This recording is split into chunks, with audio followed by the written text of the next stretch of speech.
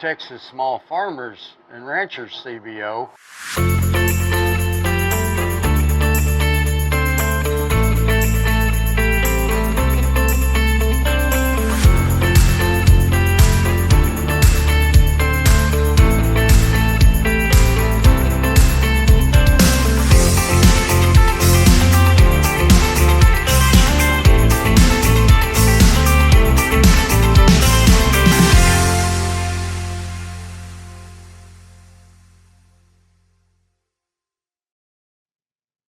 All right, welcome everyone to the Texas Small Farmers and Ranchers CBO Knowledge Forum. This is our fourth Knowledge Forum, and no, this is our third Knowledge Forum. My bad. This is our third Knowledge Forum, but I'm very excited that you are here. Today, we are excited to have some two phenomenal guests. And my name is Uchenai Ogba. I work with the Texas Small Farmers and Ranchers, and I handle all things communications. Arlena, would you like to introduce yourself? I am Arlena. I'm the CEO of Solutions Holistic Ag, and with Texas Small Farmers and Ranchers, I am the Farm Engagement Manager, peer mentor, and educator. And I'm super happy to be here. Great. Thank you. So we have attendees are slowly joining in right now. But you know what? We are trying to be on time at the Texas Small Farmers and Ranchers, and that is our goal. So we're going to get started immediately right now. And one of the first things that we do when we have our knowledge forums is that we love to have an icebreaker. So I'm gonna launch this icebreaker, and it's just a series of it's three questions that we ask, and we would love for everyone within that's joined us to answer it. We just like to learn who you are. So the first question is, where are you joining us from? And you can answer that. Just put your area. If you're in Texas, put Texas. If you want to say Dallas, Texas. If you want to say San Antonio, Houston, or wherever within the world you are from, drop it in there. The second question is, what do you produce or hope to produce on your farm's ranch? Here at Texas Small Farmers and Ranchers, we love to encourage everyone who is participating or who is joining us to think about growing their own food, because growing your own food will save you and save your family as we move forward in this world. So we always like to learn what you plan to produce or grow. For me, I grow a lot of herbs. So I love me a fresh basil. I love me some rosemary. I love me some thyme. So you should feel free to drop yours in there. And the third question is, what type of livestock do you raise or hope to raise on your farm's ranch? Now, I don't have any livestock, but since I've been with Texas Farmers and Ranchers, I believe is pivotal. I get something. Maybe I'll get me a little rabbit and then run around in my small space so that he can nibble on some things and like drop his doo doo places so he can feed my soil, because soil health is so important. And here at Texas Small Farmers and Ranchers, having the right soil health is pivotal to having the right plants growing on your farm/ranch or your small garden. It doesn't matter. Every single soil is important. So I see we have some participants that have joined us, and we have the surveys launched in about 30 seconds ago. 30 seconds, 2 minutes and 30 seconds. I will shut it down so that we can get to know who is on our call right now. So feel free to fill it out. Again, where are you joining us from? Second question, what do you produce or hope to produce on your farm/ranch?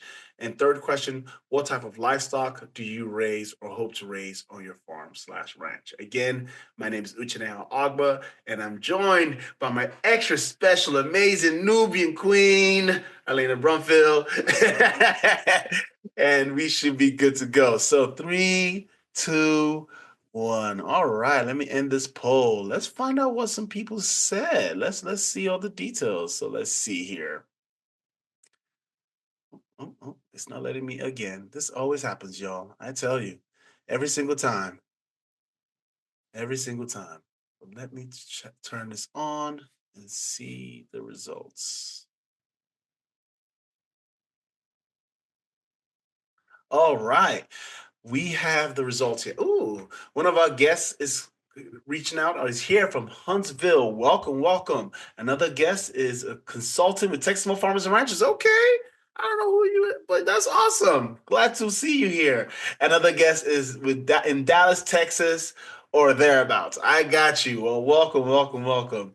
Another two guests answered, "What do you produce?" One guest said, "I hope to plant greens." Yes, yes, greens are so important. I literally have a green packet I drink every morning, and I need to do a better job at just having greens closer so I can just chew on that because I love me some good greens.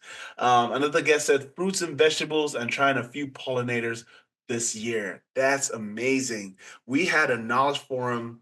What, Elena, if you can remind me, last year where we talk about bees and pollinators and how bees are pivotal to the growth of your farm slash ranch, and that is something that we had an amazing time learning from.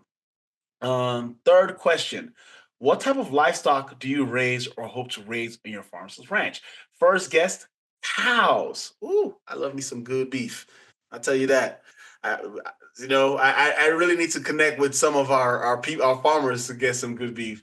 And next guest said, no livestock yet. Yes, that is the positive. I am the no livestock yet camp as well. I'm hoping to have some rabbits around somewhere at some point. Not yet, but it will happen.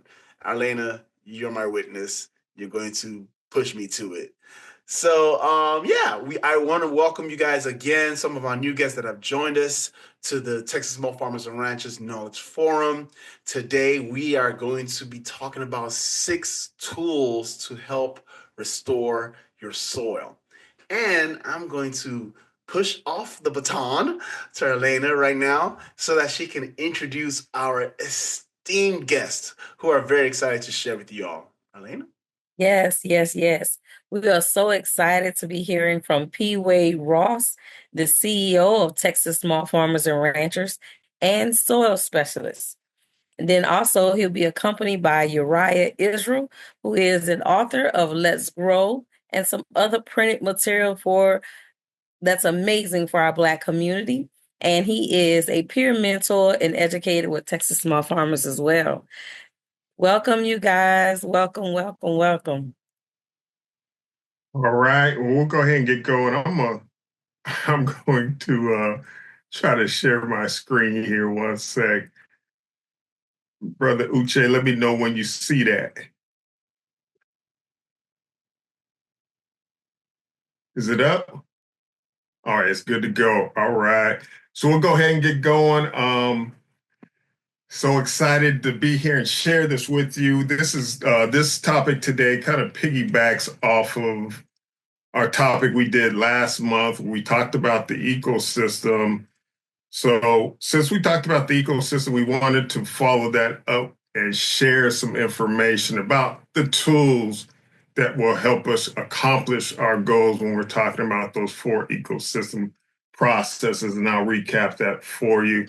And so Uriah and I are going to just you see on the screen here, these are the 6 tools we're going to cover. It's human creativity, technology, rest, fire, living organisms, money, and labor. So important. There's a couple important things to know about this. Human creativity and money and labor, the 2 bookends are pretty much going to be accompanied with any other thing that you see inside, like technology, rest, fire, and living organisms. So keep that in mind. The other thing is that there's no right or wrong tool. So as we go through this, and Uriah and I, he's going to cover the first 3. I'm going to cover the last 3.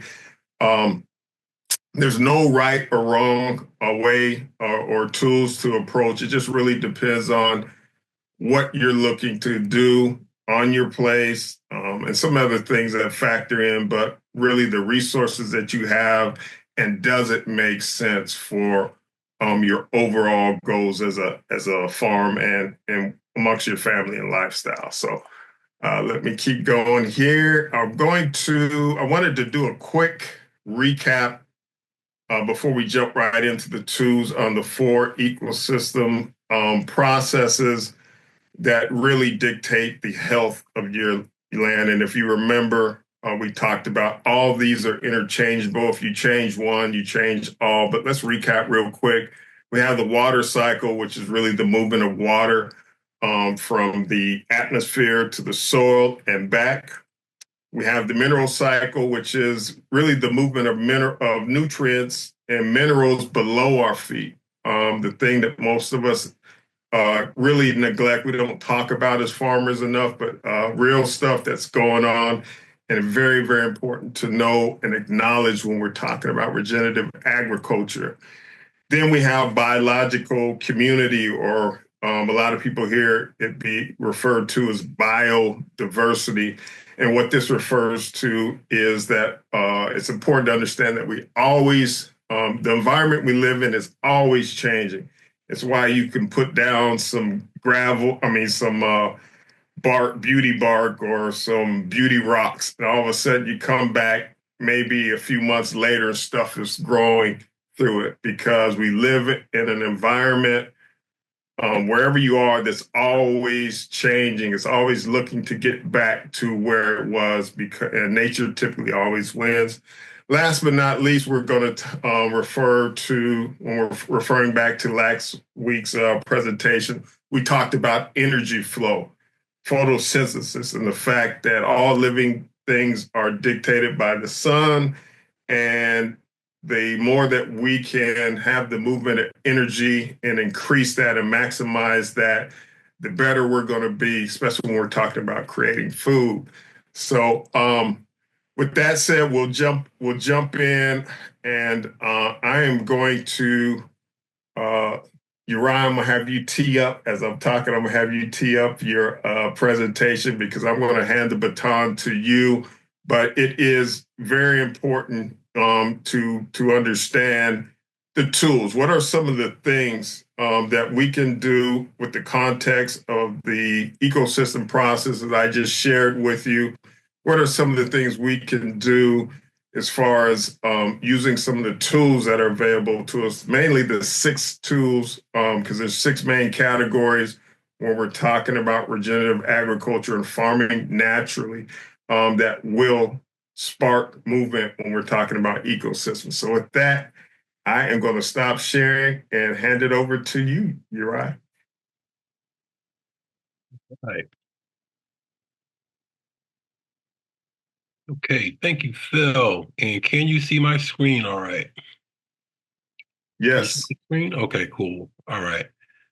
And so thanks, Phil, for that very clear explanation of the 4 ecosystems and brief understanding of the 6 tools.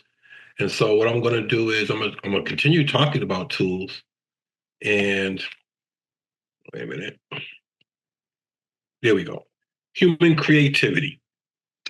The key to successfully using money, labor, and all other management tools, it is also the key for planning, implementing, and ultimately achieving your holistic goal. And one thing I want to point out with human creativity in that last point is that there is a commitment from you to get this goal done, right, with your human creativity. This is one of the most underused tools. Like many people, first thing they want to look at is like, oh, why don't we run to Home Depot and buy something? But they really don't have a good understanding of, what's available right at your fingertips. Where am I at and understanding that, okay? And so I'm going to give an example of human creativity because I think it's very important that we see some examples of like these different tools that we're talking about. And of course, I'm going to jump to one of my favorite topics. And this is, of course, George Washington Carver. And when he arrived at Tuskegee in Alabama, he found that many of the problems Southern farmers face revolved around soil fertility. So I put soil fertility in bold because that's our big topic, right? Soil fertility, soil health, and then also pest and nutrition, which follow soil fertility and health. So cotton was the main cash crop in the South at that time, but these plants were leaching the soil of its vital nutrients. Okay, so they were leaching the soil of these vital nutrients. We're going to find out later. Let's see here. Boom.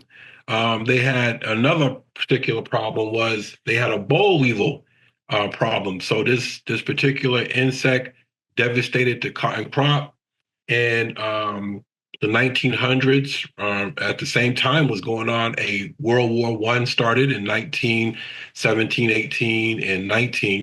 So there was a shortage of a lot of things. So farmers, combined with the outbreak of World War One and food shortages and rationing across the United States, they also had this pest called the boll weevil. And this is kind of funny, but there's actually a monument to the boll weevil. I'm not sure why, but they had this bug. There's a bug right there in the statue and everything. And so we're going to continue on going. Okay. So what did Carver do? Carver actually created, imagined, and invented and came up with several solutions for the poor soil health of the South at that time. And one of them, three of the things here, I have them listed here. He implemented crop rotation, and many of the farmers, they just weren't, just like today.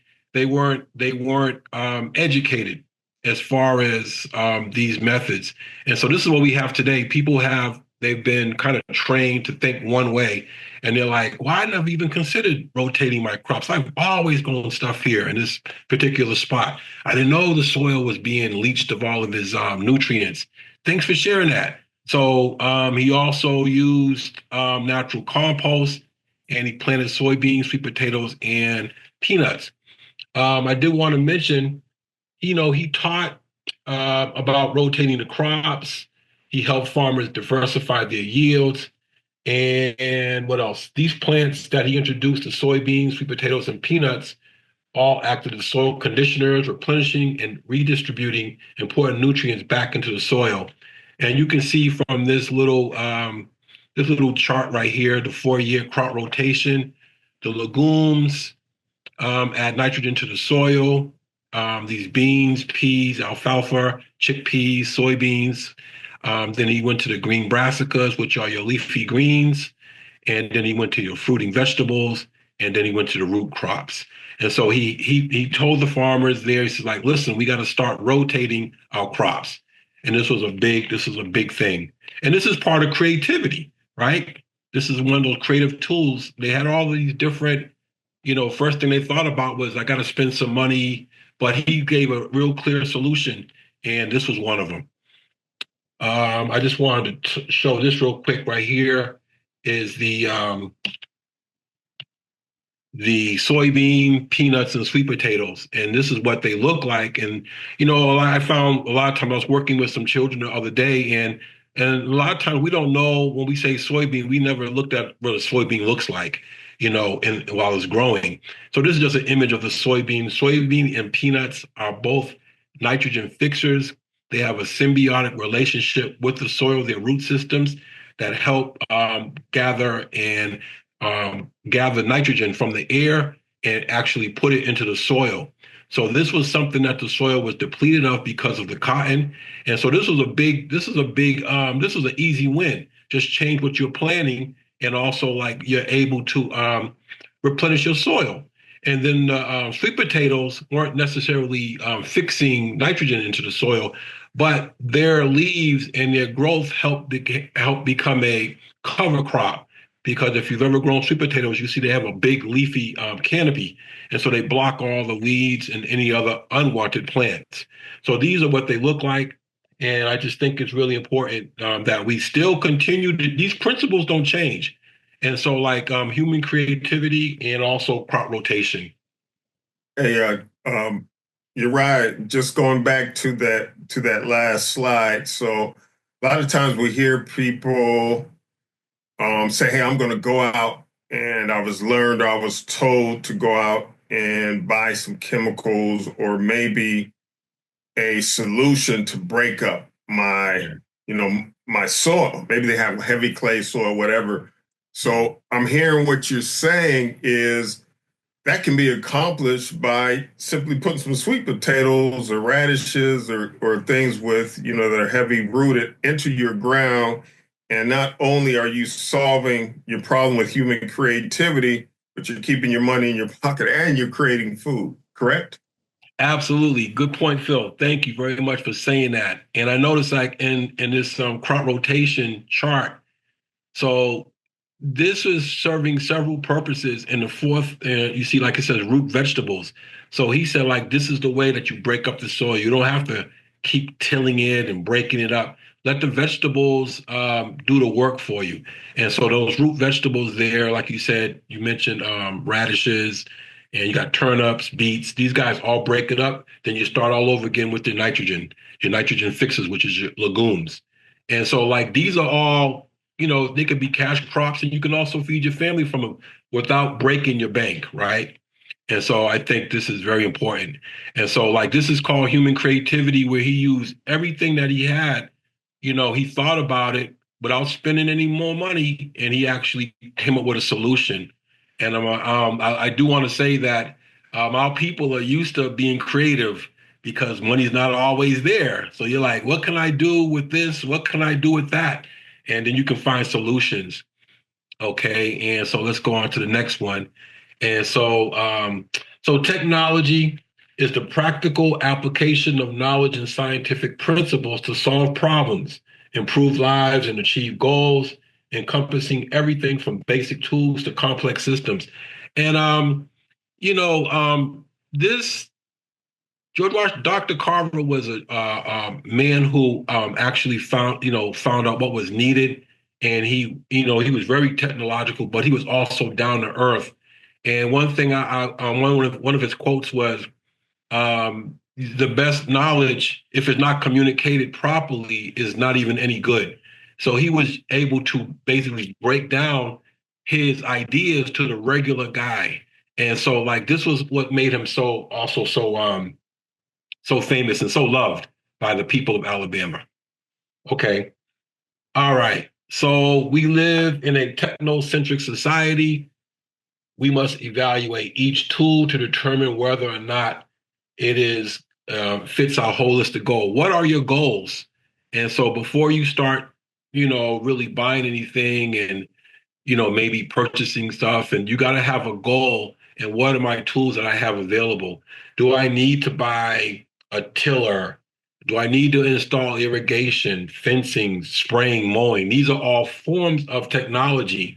So technology as a general category can't be judged as good or bad, appropriate or inappropriate. We have to look at the specific application of technology you're considering and weigh it against your holistic goal. Let me see. So remember today, we're trying to understand ecological impacts of our management decisions on a particular piece of land.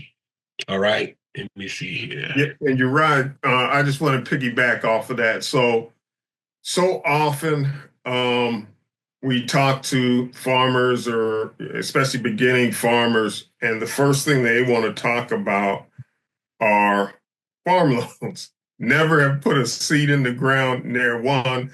A lot of them don't even own land, yet, they're already, talking about spending money on things. So when you talk about technology, and that's pretty much anything that's created by man, and anything from a pitchfork over to, a tiller or a tractor. Have a plan first. We had a boot camp training this past weekend, and I had a farmer come over to me based off of technology. And he had called earlier and had kind of given me an idea of some of what he thought was part of farming and what he needed, but he really didn't know. And he said he was so grateful that I urged him, because I literally begged him before he went out and spent money and took out all these loans, that he come to, to our training. And he said he was so glad afterwards. He said he was so glad he did. And he's got stuff to think about because of what, Uriah is sharing here. Technology is great. Some of the things that you see on here are great tools.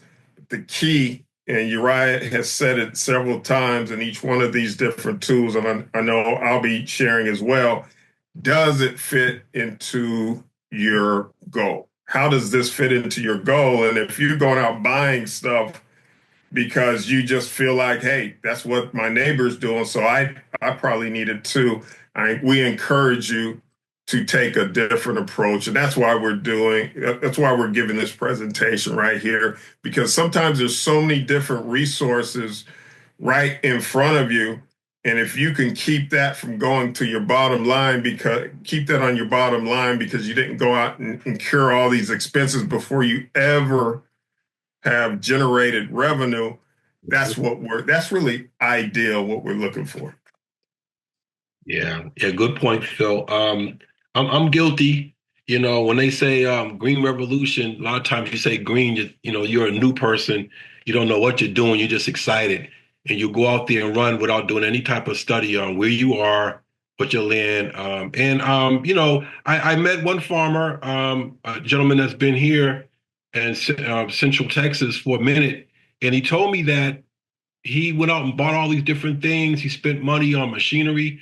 And then he spoke to somebody and they told him, he said, like, do you know that these trees you're cutting down are actually these are some valuable trees and they produce this and they produce that and you're cutting them down.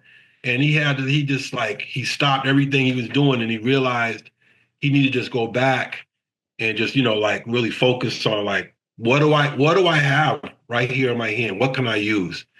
And so, yeah, I think that's a good point. You got a raised hand here. I think Arlena's got her hand raised. Yes, I wanted to politely wait my turn. And I wanted to add that technology and human creativity together can really save you thousands and thousands of dollars. When you have certain things right there in your home, in your household kitchen pantry, in your yard, that doesn't have a use or you recycle the use, you can really go very far in your growing space when you combine the two. For an example, I have some wooden containers and boxes that are untreated boxes, old dresser drawers, shelving that you throw out, and all of those can become very useful in the growing space. Potatoes grown into those containers. The in the boxes, make it into a grow box, just put some holes in the bottom. So it become very enjoyable for you as well to have used something that's just been sitting there. Yep. I believe in recycling. That was one of the big things that good point, Arlena, that Carver was also into. They used to find him in the dump actually looking for things, and they were like, "What is he doing?" But he was very frugal. And we live in a society today, and it goes back to the same point, is that we want a quick fix, we want it fast, we want it tomorrow. We don't even understand the principles. And so like it's very important that, especially today, we just need to, just be frugal and not like let's not waste any money unnecessarily. Okay. So my next tool is rest. And so total rest occurs when all forms of disturbance are completely withheld for long periods of time. And so what you have here, this picture, I tried to find a picture. It's funny, whenever I looked up rest, I'm trying to find a good image. I got all kind of stuff, but nobody really kind of understood exactly what rest meant, like leaving the land completely undisturbed. And then you have partial rest occurs when large animals are present, but are calmly moving across the land, leaving a large proportion of plant life and soil surface undisturbed.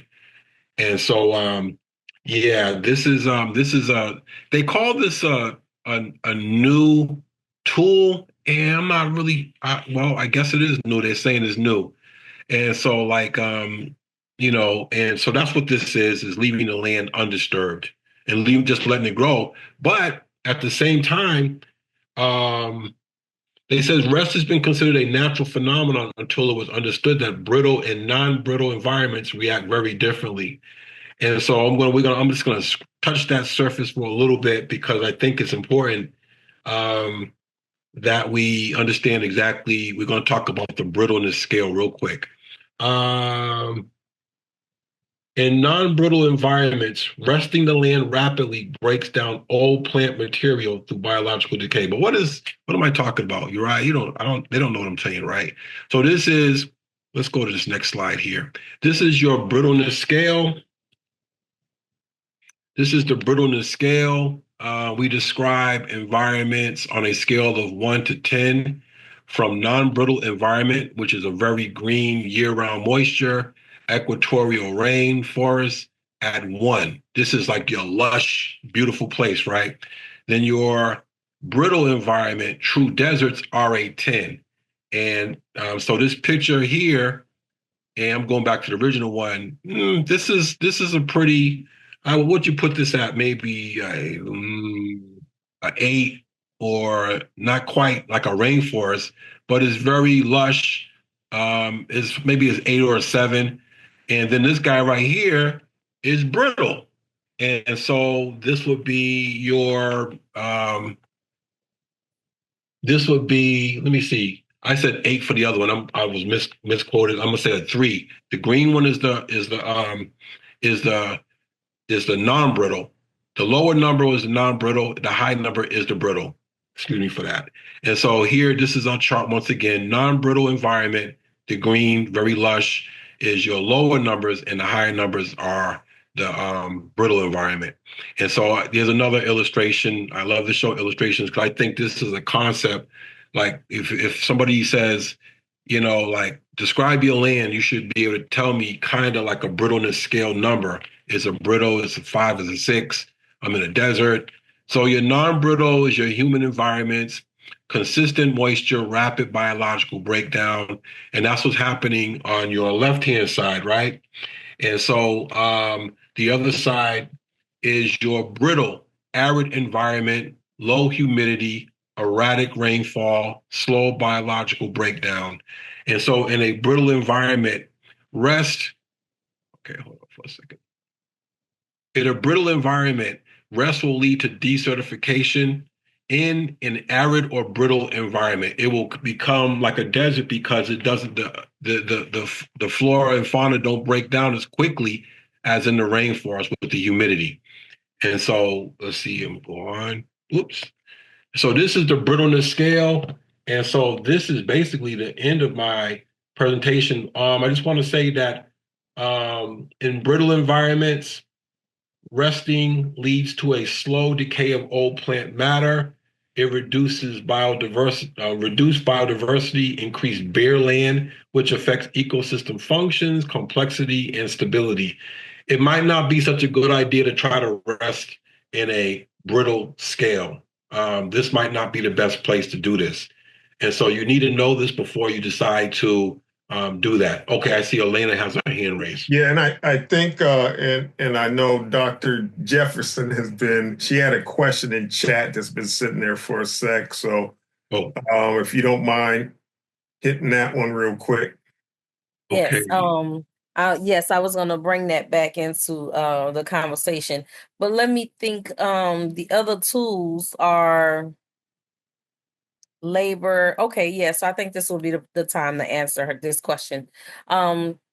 Michelle asks, as we head into the spring, the temperatures are in the 80s and today was 90 degrees. What do you recommend as a crop that survived this really hot weather?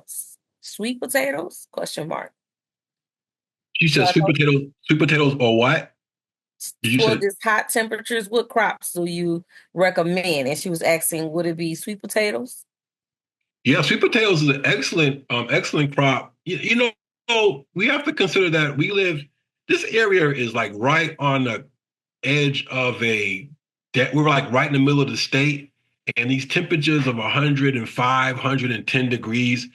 But before I even do that, I'm not sure. Most plants that give our fruit, your warm season crops like tomatoes, your peppers, your eggplant, things like that. With the hot temperatures as they are, you might need to put up like some type of shade cloth to block the sun from hitting directly that land, and you'll be all right. But these temperatures at 100, 105, and all that, this is the time to plant the stuff. We are entering the springtime. I don't even know. This is like, to me, It jumps right out of winter, goes right into hot, and this is really unusual to me. So, but you have to know where you are, and I know if you have any trees that provide some shade, right now they're greening. So if you can plant underneath those trees just to have that natural shade block, that would be the smart thing to do. Most plants can't, they're not going to do well in that direct triple digit temperature is that's what I would suggest. And I would like to add, first, I'm going to add a comment about planting in this extreme heat. And then the second thing is, Uriah, after I share about that, I would like you to use Texas as an example, our brittleness scale, and how our precipitation all year relates. Just in case it's just not really clicking, I would just like you to kind of really explain how the breakdown on Texas soil works. But before you go into that, Dr. Michelle, I really recommend that you companion plant to help your with those hot weather, really resistant to the heat. So for example, if you grow something that has a large leaf, really wide leaf, and it provides shade like squash, and the pumpkins, and they have a really large broad leaf, and then you plant something that's lower to the ground underneath it, and you create a natural shade.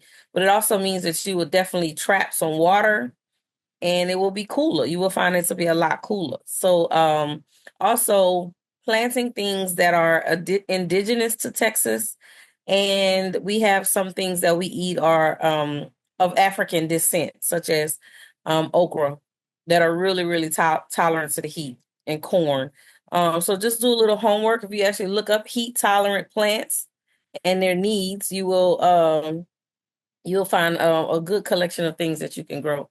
But you're right. Please share about the land and here in Texas. Right. You're Hold a right. minute, Arlene, I was taking in what you were saying. Can you repeat your question, please?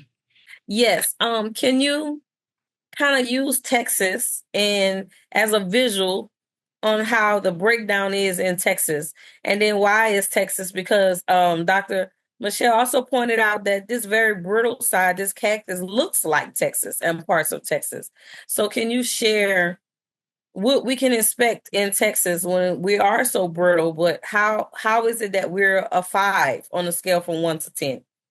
But you're right. Before you jump there, I just want to put a disclaimer in this question because Texas is probably one of the bigger, more massive states, and it's a region within itself. So what's going on in San Antonio is a little different than what's going on in Nacogdoches. So just keep that in mind when you're answering this question because that is kind of a loaded question. What we don't want is people, casting too wide of a net when they're talking about brittleness scale, because there can be many in any state have many, but especially Texas, just due to the massive geography. It's a region in itself.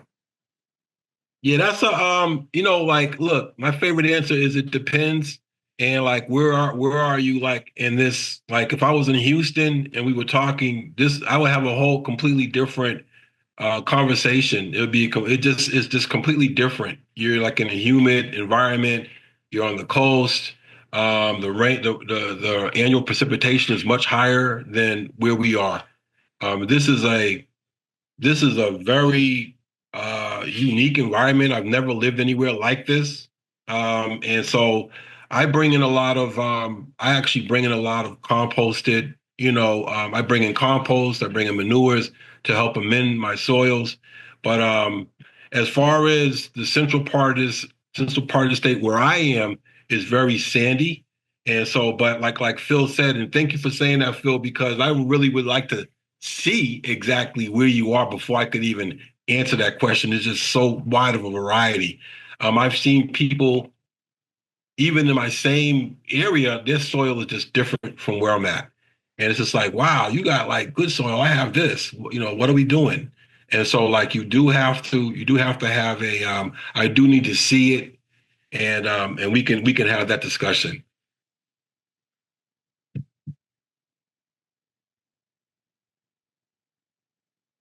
And so with that, Phil, I'm going to stop sharing, and I guess you're going to take it from there. Oh yeah, no problem. I was going to piggyback on what you just said and share also.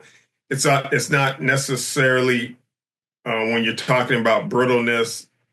Sometimes it is how much rainfall you're getting per year, but also it's how much rainfall you get spread out through the year. Some people may get the exact, in certain areas, may get the exact same amount of rainfall where someone's on the non-brittle side as though those on the brittle side. So sometimes it is how spread out. What's your rainy season look like? Is it all just, do you get all your rain in 1 or 2 months, versus, so that can have a whole lot to do with it. So again, very important to understand. It really depends. And I think, not sure, Dr. Jefferson, I saw you just take your hand down. Did you have an additional question? I don't see. Okay, can you hear me now? Okay, I thought I couldn't Yes. speak. Sorry. I do have a question. So, back in the fall, thank you, Uriah and we planted a couple of brassica plants, and I planted a bunch of Brussels sprouts. I didn't top them. I know sometimes you're supposed to top them, but I'm just curious. I know they take a long time to grow, but it's starting to get super hot, and I can see where they're trying to bud, but they haven't really formed. And so I'm just curious to know if anyone else here in Texas has had success in growing them to like the nice Brussels sprouts. Like I guess if you know what I'm talking about, I can take pictures of the garden and share. But it's just I'm also growing in DC where it's still like 50s and 60s there. And so when I come here and I'm trying to do the garden here, it's just like already summertime practically. So I'm just trying to figure out you know, how to plant here in Texas. If you guys don't mind, I'm going to get some engagement from another participant who is a very avid. Oh, wait, I don't think she's on the call anymore. Veronica, are you on the call? Hey, Right. Arlena, can I say this about that? It's super important that you study your ecosystems around your property and your house. You can't, those blanket statements, that means that you need to sit for a whole summer or maybe two and just really watch what happens in your yard over those cycles. You just can't just say hey, what do I do? I'm going to ask you questions. What does it look like? Where's the sun come up? How much sun do you get here? What's the sunniest part of your yard? Where are your Brussels sprouts planted? Are they Oh in the no, sun? they're Are they growing underneath? really, yeah. No, they're growing well. I'm just curious because I know that like things bolt when it gets super hot. So I'm curious with that type of crop because usually when it starts getting hot, like does it stop really producing, like I'm gonna call it the fruit, right? Um, because it's focusing more on leaves than, but that I didn't top them. So I'm just curious. They get plenty of sun.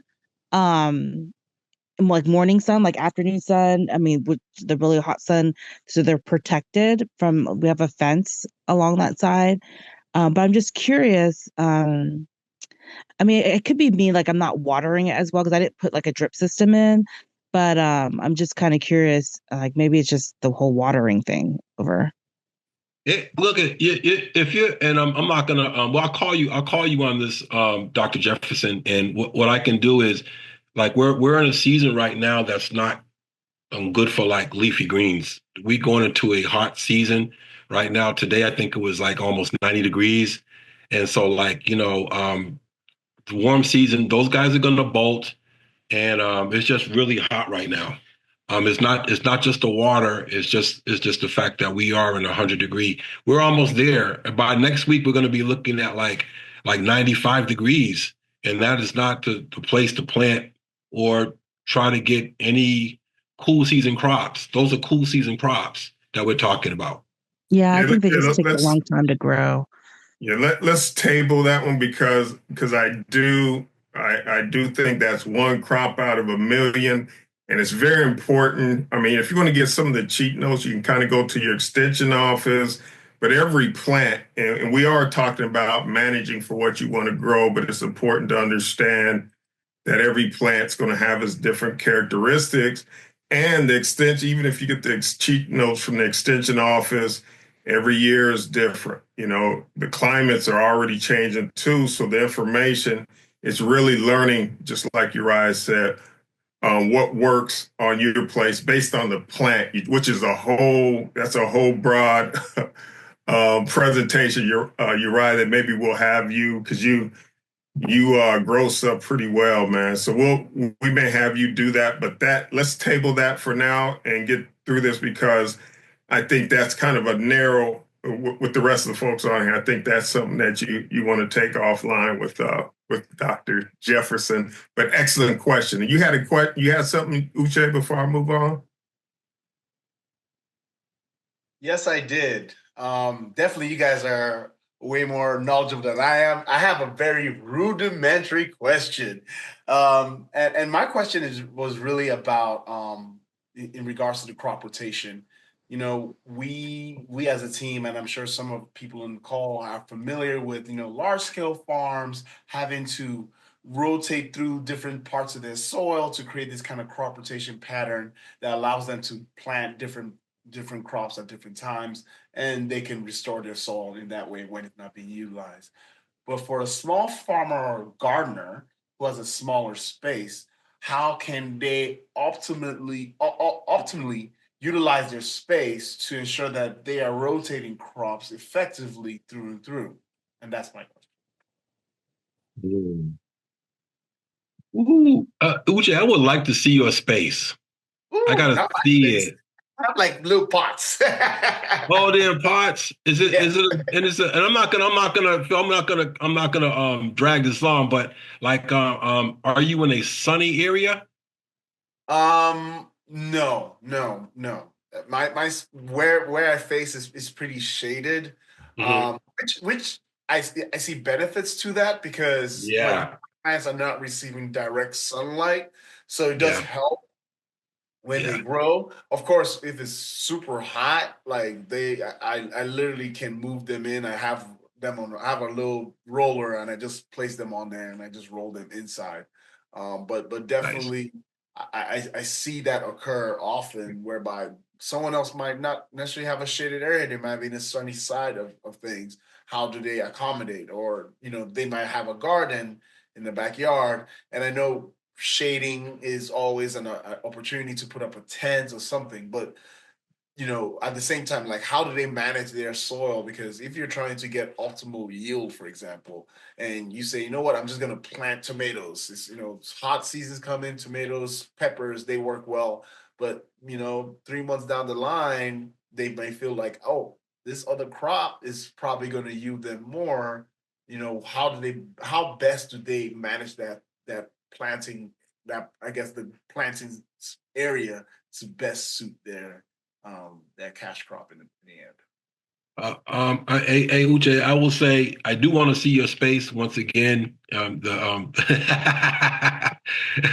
it depends. Everything you said depends. And I'll tell you this though, like most tomatoes and most fruit bearing plants will not yield what they're supposed to yield because it is so hot. They're just hanging on. They're like, I just need to survive. I'm not bringing no fruit into this place yet. And then like around maybe late September, all of a sudden you see the flower, then you see the fruit coming because the temperature has dropped a little bit. But if they're in a shady area, that could definitely work for your benefit. And but I still need to see that space, and we'll talk. Okay then. Okay. I was going to say really quick and tie us back in to get to the next tools that we have. No matter what size your space is, this is exactly what we're presenting on. The human creativity and the technology, you bring those tools together and maximize it to work with your environment. So this is exactly what we're talking about. In the next tools he will bring may tie it in. But I can say when you're with a smaller space, a container garden and a raised bed, you have more advantage with your creativity. And you have more advantage because you can move it and adjust and you can do things to that small space with creativity. So when we cover the next tools, keep in mind that this applies to all spaces, large ranches, small container garden. Back to you, Phil. Hey, I appreciate you tying it back in. Tools. This presentation is on tools, y'all. So keep that in mind.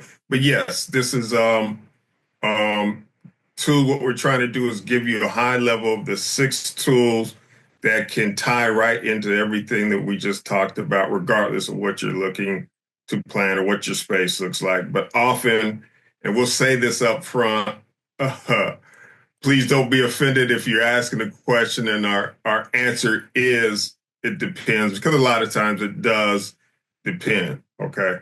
So with that said, I'm going to share my screen again. Hopefully you guys see it. Uh, Give me a thumbs up. Oh, got a thumbs up from Uriah. So now question. I got a question. I'm gonna ask my panelists, but if you are not a panelist who's on the screen, feel free and put your answer in the chat. But why you see on here fire? Fire is probably one of the tools that's been around since the beginning of time, and but it's fairly new relatively to world history is concerned.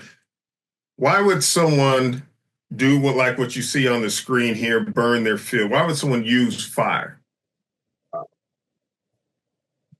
I'll go.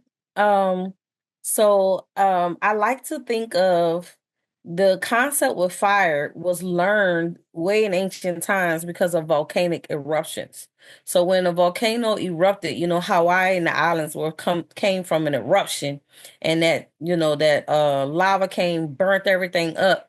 But then, all of those places that has volcanoes eruptions are very lush, very non-brittle for the sake of this presentation, very green, because that fire burns off that topsoil and it releases a boost of minerals coming out of coming out of that ash and wood dye that has been broken down very, very fast. And so green, plush, new living life can just come up out of that when properly managed. So in the event that you would like to have a jump start and I'm not going to share in totality about unwanted things. I'll let somebody pick up that. But if you want to jumpstart on some land and, control burns, or the concept that they do to just burn all that old brush and dead stuff and then start off.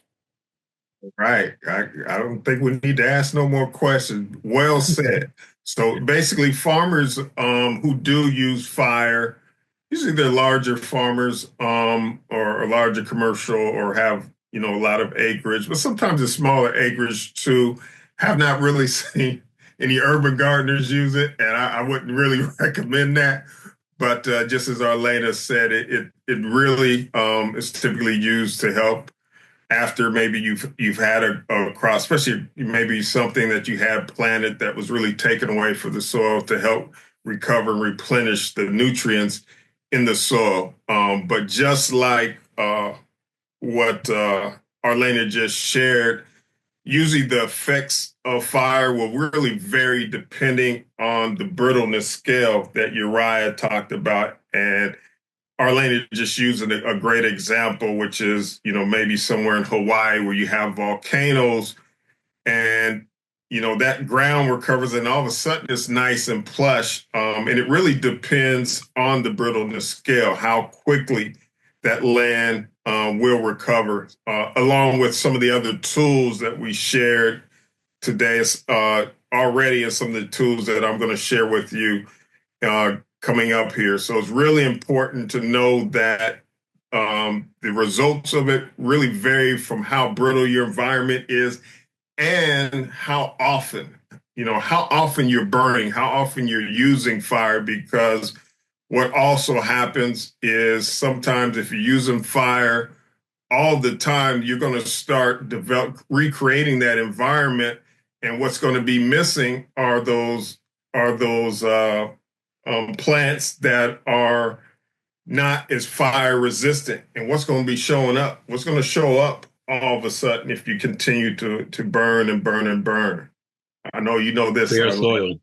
That's right. Bare soil, not only bare soil, but fire resisting plants. And so what happens is you're reducing your diversity. So very important to know. I won't hit on this too long, but very important to know. And just like Arlena mentioned, when you're exposing soil, then of course what happens is, as we talked about in the ecosystems, now you're impacting the water cycle. And not only if you're impacting your water cycle, you're impacting your nutrient cycle and your minerals, which goes on to your biodiversity and your solar energy, how well the sun and photosynthesis is impacting your land. So it all ties together. So very important to know, while fire can be a wonderful tool, very important to know what you're managing for, what you want out, and how that fire is impacting that, especially if you're using it over and over and over again. And typically, depending on your rainfall as well, is going to also factor into how soon you get new rainfall, is going to factor into how quickly your land recovers and produces more vegetation. So that's fire. Do we got any questions on fire? Right. Yeah, look, we can move on from that fire. Yeah. Hey, I did have a hypothetical. Yes. If what happens if you did like a total rest after fire? I mean, would that make? Yeah, I guess it would. Yeah. So typically that's what happens. So what happens is maybe someone had a corn crop, and to get their land to kind of bounce back, or at least ideally in their mind, they're going to burn it. Hopefully they don't do that every year, but maybe this year they're doing that. And right after that typically becomes a period of rest. And there's going to be animals that come out there and, that are going to, be grazing on it, wild animals, non-wild. You're going to have new insects, all that stuff. But yes, you definitely is typical that there is a period of rest. Because number one, the ground is warmer than most. It's exposed. A lot of times, the insects, they're gone now too. That world beneath your feet, and those microorganisms are burnt up too. So it typically does follow a period of rest. But excellent question there. I was going to add too that I read, we get a lot of material in our training education. And I read in one of the books about the soil that the livestock tend to return very quickly to the area where it's burned, because they know that fresh, green, very nutritious sweet is going to grow up out of that. Mm-hmm. So you have to keep them away from it and let it rest, because as soon as it grows up, they're there to eat it. Yes. It's the best and most nutritious. So they do have to confine them, but in an open space with bucks and so forth, you can't control that. Also, I wanted to say that I wish more people had this knowledge about building the soil and how to protect the soil, because this would be the perfect time for California to regenerate from their massive fires, for them to regenerate and build up their soil, and to prevent it from happening again. But they have to know how to properly use the tools. Yes, that's what and that's for those of you, and I don't know, Uche, if you can find the last month's recording and post it in there. For those of you who missed ecosystem processes, one of the things that we all agree on here is that everyone, whether you're a child, whether you're a politician, economist, policymaker, you should know how ecosystems work, because it's very fundamental to our life here on Earth. And it's very important. And I'm sure, at least I like to think so, that a lot of decisions that have been made that's kind of got us to this position where we're here, and we're talking about some of this weird stuff that's going on. If they understood if they took just the time to watch that 30, 45-minute clip of our presentation, just to understand how our system, how the world, everything is tied together, how if you just impact one thing, it's going to impact everything else. Very important to know. So thanks. And good point there, Arlene, especially about the livestock going in there wanting to get that tender, that tender new growth. That's always what they're most attracted to. And guess what? If they're pulling it out the ground too early, then you're not benefiting from the very fire that the very purpose that you created fire for. So we'll go on, because I'm looking at that clock there, and we'll talk a little bit more. The next tool, we said fire. Next tool that I'm going to cover is living organisms. I'm going to start off kind of piggybacking on Arlena's comment about letting animals into early and them selecting for the most tender grasses to eat on, because that's pretty much grazing. And grazing is really defined as anything that is I went the wrong way, sorry. Grazing is really defined as anything that animals or your livestock are eating on, basically grasses. So and there's all kinds of different forms of grasses, but the key is to understand that grazing is closely connected with rest and plant recovery time, and animals moving them around and having them eat in a certain area for a certain time. You can overgraze, which means that you just kept them either there in one spot for too long, where now that they've eaten out, sometimes pulled out the roots from the ground. And as a result, you see situations like the Dust Bowl and, some of these other places where there's no root in the ground, and with no plant roots, typically over time, that land is going to turn to dirt. Also, when those animals are eating that grass down, they're also allowing, because there's usually two different seasons. There's cool season grasses and warm season grasses. Well, let's say you let that warm season grass grow, but there's nothing out there eating on it. That's a problem. And it's a problem because when you have the next season, the winter season grasses coming in, and vice versa, as they're babies and they're small, the sunlight can't get to them. So similar, you want something out there that's going to graze your land. That's why sometimes when people remove their animals because they think, hey, that's going to help my grass grow, and they get rid of them all the way, not necessarily the best way to go about it, because now you're choking out the new growth that can come in, and not the most healthy thing. And then you look out on your pasture and you just see all gray, and you're wondering where that green is. It's trying to come in, that new growth, but it's not getting enough sunlight. Similar to that is if you're a gardener, maybe you don't have pastures or acres of land, but you're a gardener and you are basically using your hand or your arm in your garden to push stuff back, push some of the vegetation back into the ground. It works the same way. So that's really grazing, and also overgrazing. Undergrazing, I just talked about that as well. That's when you don't have enough eating down and exposing new growth for sunlight. All right. Now, along with grazing, there's something that's called animal impact. And really what this is talking about is when your animals are grazing, other things that they're doing, such as, eating and pooping and manure, creating manure and salivating and just trampling with their hooves.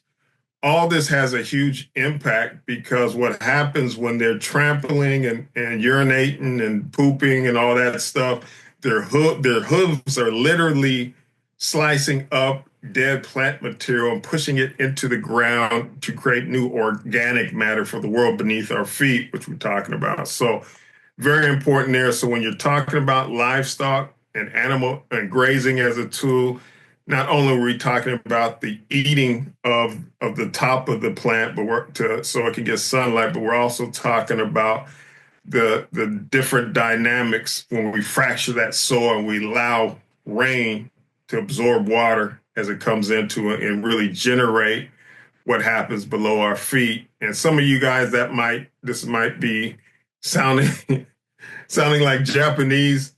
We do encourage you to, I'm sure Uche, if he hasn't already done so, put in the chat. We encourage you to go back to last week's ecosystem, because we talk about some of these things and how it's all tied together, how it's all connected. as you see on the screen, that there's a world beneath our feet that is really connected with what's going on above our feet. But as farmers, we're only taught in many cases to really observe what's going on above. And it's really important to understand that there's a whole world that's connected below our feet, that if we're doing this thing right, we understand the ecosystem is really going to go very far in our farming practices and helping us rebuild our soil. So I got on the screen there one little fun fact, or at least according to the scientists, you see the earthworm on the screen there. A fun fact is for every cow that you see above ground, let's say you see 4 cows that weigh 1,000 pounds, that's 4,000 pounds. Well, underneath the ground, there's earthworms that represent twice as much as that weight. So if it's 4,000 pounds worth of cattle above ground, that's most likely means that there's 8,000 pounds of earthworms beneath our feet.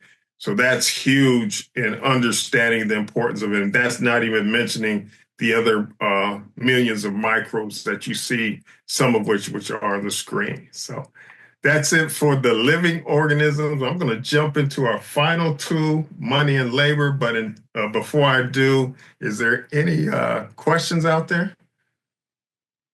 No questions. But I did want to share something that we discovered this weekend at our boot camp training that I'm very fond of, which is called underground livestock. Yeah, Yes. you did Yes. say that a few times. I loved it. Yes. And that is for those urban gardeners, small gardeners you don't have, or actually you can be on the farm and don't have livestock. You can simulate this tool of live animals, live organisms, and grazing with by developing your underground livestock, which is your microorganisms and your worms. Real stuff, y'all. All right, I'm gonna jump into our last tool, which is probably hopefully y'all's favorite tool. Well, I know labor isn't, but money and labor. And we live in, for those of us who read our Bibles,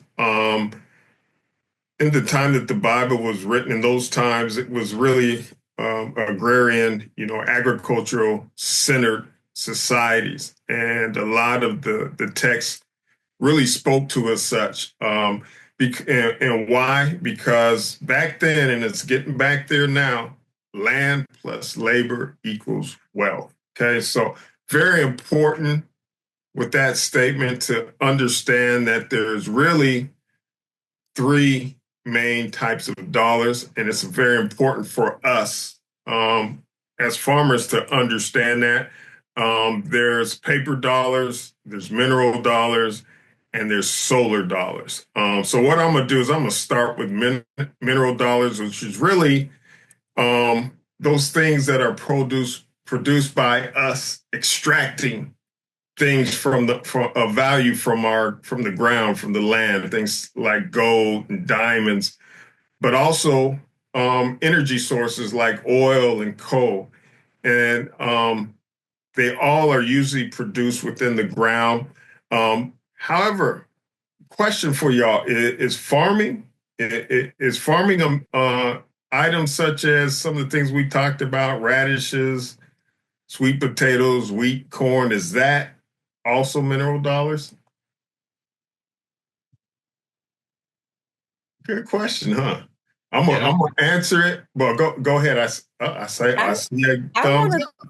I want to think so, because based on what I plant and companion plant, I contribute to the minerals in the soil. And then I need to be aware of how much minerals or the lack of minerals in order for my crops to grow and to be plush and green. So I'm going to say yes. Okay. Any other answers there? I saw a thumbs up, so I'm gonna say we got a couple yeses. So the answer is it depends. It really depends on how you're farming, what your management skills are, because technically everything I described to you, whether it's oil, whether it's coal, whether it's diamonds, whether it's gold, once it's taken out the ground, we're not replenishing it.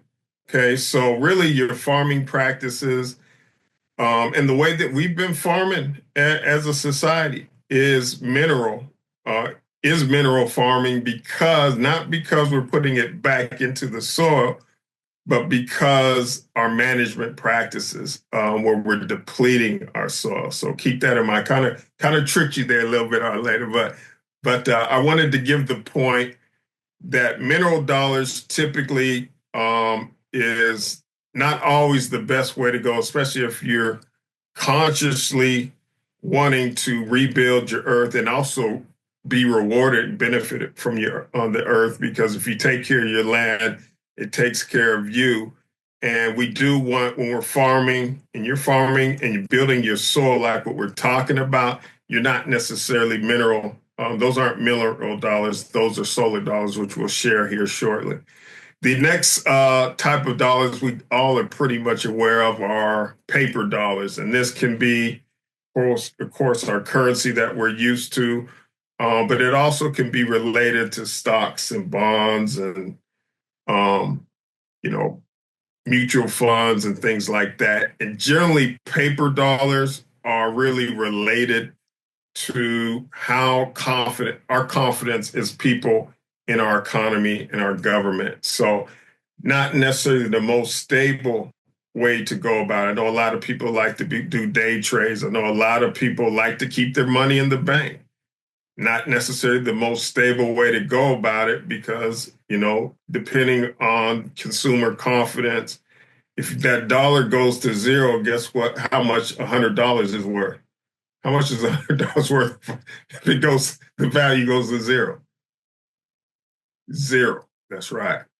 All right. Then I went a long way to say the most ideal type of dollars out there is solar dollars. All wealth starts with capturing sunlight through photosynthesis. And as I heard Elena say the other day, very important that we harvest the sun because the sun is coming up and going down, hopefully, Lord willing, every day. So if we can find out a way to, since it's going up and going down every day, if we can find a way to allow ourselves to have that rewarded in the form of, things such as forage, crops, organic matter, and, our livestock eating those type of things, then guess what? That is technically the best way to make money, especially based on everything that you see going on the news. I turn it off these days, but it just tells me, hey, where's the best place to put my money right now? The best place to put my money is investing and spending time learning how to regenerate my soil and putting that into practice. And just like Dr. Jefferson said, I have to do some trial and error, see what's working, what ain't. But that's the best investment for my most stable, in my opinion. Other people may not agree, but it's the most stable form of money and wealth that you can have right now in these times. So, with that said, I'm going to get to the conclusion because I know we're getting close to the end. We got about 15 minutes left. So, just remember, these are all just tools. There's no good or bad tools out of these 6 categories that we shared with you. However, it should be managed within the context of your current resources and your overall goals. So, with that said, that is it for the presentation part of it. But did want to open it up for any Q&A. All right. Thank you, Phil. Thank you, Uriah. That was an amazing presentation. I learned a lot. And definitely, I hope our guests also learned a lot. We've had questions come in already. Well, I don't see any right now. Well, we had Michelle's questions earlier. But if you have any questions for Uriah or Phil, please drop them in the chat or in our Q&A section. Definitely, it's important, like the fire as a tool. I learned that this weekend. In Texas, they say don't, no ban in fact, no burn in effect, but definitely fire is necessary, especially if you want to have fire-resistant plants grow later in the future so that we have less fires. So those are some of the key things that I've learned so far. Also, to our attendees in the chat, there is the link to the previous knowledge forum. So after this, we encourage you to go and watch it. It's titled Sun, Water, Rain, and Poop, something like that. But definitely, it highlights the ecosystem that is so much needed for your effective growth of your plants and the growth of your and the well-being of your soil. So I don't see any questions. No one has a question. I know I got some. Okay, here we go. Something's coming in. All right, all right. Okay, Oh, people, thank someone you. asked, Jennifer asks, am I muted? Yes. Where can she find Uriah's book, Let's Grow? Yes, Uriah, do you mind putting your link or information in the chat? Will do right now. Yes. Um, And I did have a hypothetical, man. I was just thinking, like, I wonder if they used fire to get rid of that boll weevil situation back in the day. They probably, most of those growers back then, they were really cash strapped. Cotton. I found out that cotton was like 56% of like the exported produce that was leaving the United States back then. So, man, but I wonder if they tried to burn, what I'm saying, fire to do that. So I just thinking out loud. But I actually was gonna say during that time of the presentation that my parents grew up in the growing cotton. And actually on the land when we go visit, there's still some sprigs of cotton in different places. And I remember my plus daughter, she went with me a few years ago and she looked around and she saw those little splits of cotton and she went, did slaves live here? She couldn't make it understand why was there cotton on that land. But they burned every year. And I don't really know if they had a concept behind it. They're always burning in Mississippi. Um, that just became just a normal part. They were always burning brush. I saw them burn fields, and I'm wondering if that was a way to control bull weevils as well. Because my grandmother refers to bull weevils a lot. That's probably the first critter that I learned about when being in Mississippi. She talks about it a lot. We have a comment from Janet. She says, hearing this again has made things more clear, and I understand the money part of this now. Thanks for clarifying. I also appreciate the GWC input. He was brilliant. I think that was, and she also adds, I think that was a means of pest control. I believe she was referring to the bull weevil. But yeah, I've seen those weevils. I'm not a fan. I am not a fan. I think they're like little creepy crawlers. Ugh, stay away from me. Like you, like Phil doesn't like snakes. I don't like bull weevils. Now I've actually seen the bull weevils used in the biology lab at UNT Dallas. So I'm going to look into that a little bit more. So they took the time to find out what role did it play. And as we have learned that every creepy crawler thing has a role. But if it's an infestation such as they had, that means there's just an imbalance in their soil. So the cotton was stripping the soil, and that's why the bull weevil took advantage. Um, and I like to share that a pest that comes in and takes over an infiltration is because it's a bully, and that means that your soil and your plants are weak. They don't prey on healthy soil and healthy plants. So if you're struggling with some type of critter, that is, focus on the health. I wanted to add before we actually wrap up and get off that all of the tools may actually be used at the same time, but if you're struggling with one, you lean on the other. So, for example, I don't have a whole lot of money, and I would prefer not to use a whole bunch of labor. So that means that I have to be far more creative, and I have to have my technology work for me. And I would and unfortunately, generationally, our people have done the opposite. They only knew to use their labor. And so I wanted to add that times are changing. We would like you to know that your time and your labor and sweat equity is very, very valuable. We need to learn to become more valued in our time, especially when working the land. We can't just go out and work ourselves to the bone, sun up and sun down, like we were taught by our ancestors. So we share these knowledge panels so that we can get away from that and we can transition to using the technology to our advantage. And my last point is, don't overuse technology. When you have access and financial resources, you have money, you have the tendency to do too much to the land. So sometimes we want you to get to know your land, know how to manage it, and really build up the soil. That's the name of the series, whole foundations, building the soil. So before you go to buy something, try to be a little bit more creative and then let nature work for you. And the speeds. Uche, can you read the comment from the speeds? Yeah, read that, Uche. I wanted to, when you're done, I want to piggyback. I appreciate you bringing that up, Arlena. So, the speed said, I have learned indigenous people and our elders use fire to cultivate the land, manage weeds, brush, manage prey, etc. It had a wide array of purposes. It's always fascinating. Absolutely. Thank you. Was that Solomon?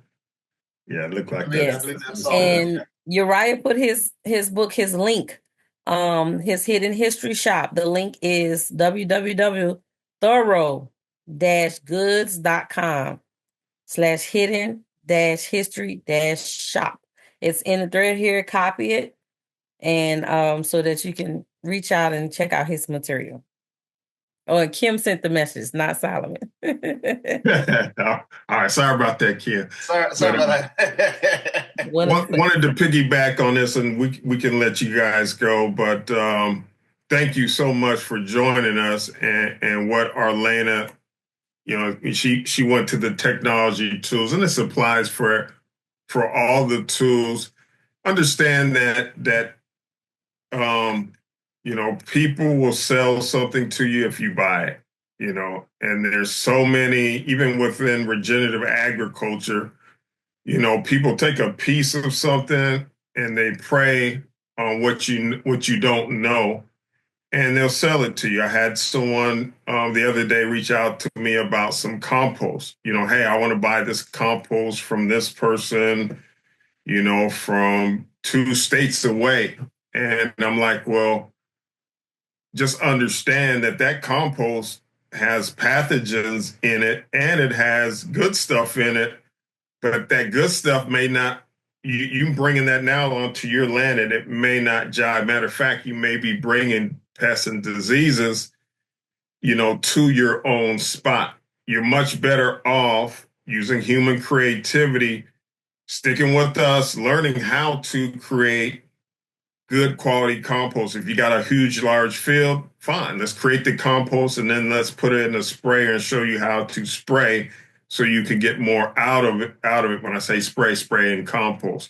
But the point is, you probably already have all the materials that you need to create the best compost right there on your land. And it's already got the indigenous microbes and everything that's already indigenous to your spot that's going to improve on what you do. It's just a matter of learning how to do it. And we'll be talking about, we'll be doing some workshops on that. But I'm just using that compost as an example that people will sell you anything if you buy it. I don't care what it is. They're going to say, hey, this goes great with compost.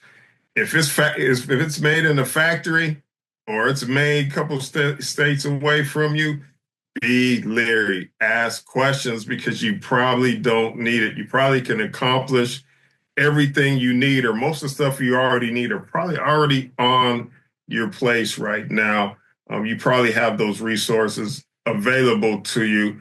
It's just learning what they are and how you can implement those into your practices already versus the silver bullet, we call it, because that, if you ask me as a farmer, and I'm guilty as anyone else, the one size fits all is not necessarily true. You just heard us talk about it with someone trying to grow a specific plant. It may not work on your place the way it works on my place, or vice versa.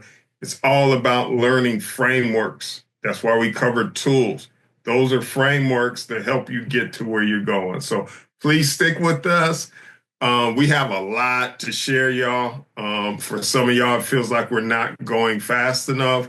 There's a reason for that, because we understand that if you don't really have a good grasp of the fundamentals, if you don't know why you're doing what, then when you hit a stumbling block or when you hit a roadblock, what are you going to do? Most people, it's human nature for us to go back to what's more comfortable.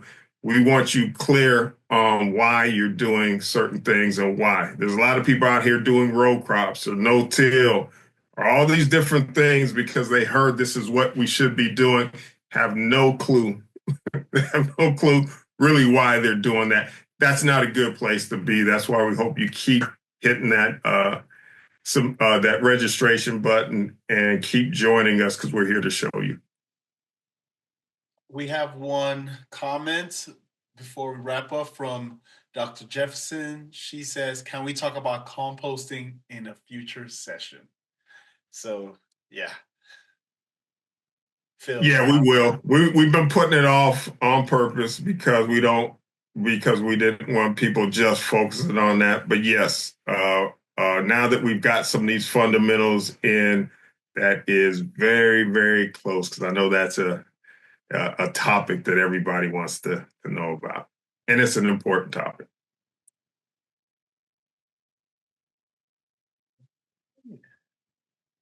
I don't see any other questions. Is everybody good? Okay. Well, attendees, thank you so much for joining us for our Knowledge Forum. It's been a blessing. I hope we all learned a lot today. And of course, we're looking forward to having you next month for our next Knowledge Forum. Will be announced shortly. And yes, and as always, be the exception.